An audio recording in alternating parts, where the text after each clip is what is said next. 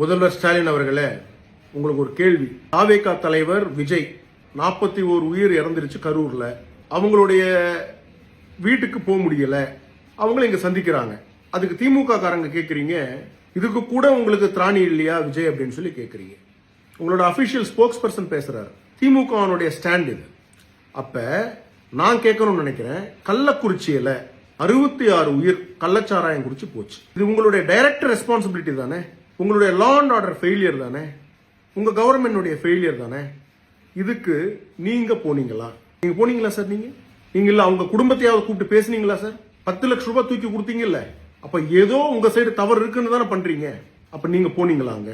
நடிகர் விஜய் அந்த குடும்பத்துல இருக்கிறவங்களை கூப்பிட்டு, அவர் தவறு இல்லை அப்படின்னா கூட அவர் கூப்பிட்டு அவர் இருக்கிற இடத்துல சந்திச்சு அவங்களுக்கு கல்வியில இருந்து, மருத்துவத்துல இருந்து, கல்யாணத்துல இருந்து எல்லாமே நான் பண்ணி கொடுக்கறேன், உங்க வீட்டுல ஒரு பிள்ளையா இருக்கேன் அப்படின்றாரு.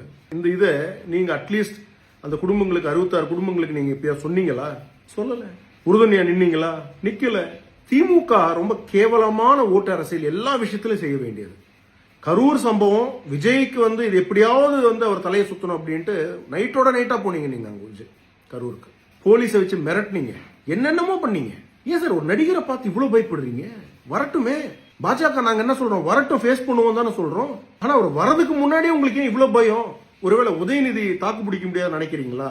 இது போன்ற கேவலமான அரசியல் திமுக பண்றது நிப்பாட்டணும் சார். இனிமேலாவது, ஏன்னா இப்ப இருக்கக்கூடிய உலகத்துல மக்களுக்கு எது நல்லது கெட்டதுன்னு சொல்லி அவங்களால பகுத்தறிந்து பார்க்க முடியுது. உங்களுடைய கட்சி ஆட்களுக்கு சொல்லுங்க, உங்களுடைய கட்சிக்கு சொல்லுங்க, இது போன்ற ஒரு கேவலமான அரசியலை நிப்பாட்டிட்டு ஒரு நல்ல அரசியலை, மக்களுக்கு தேவையான அரசியலை செய்வோம்.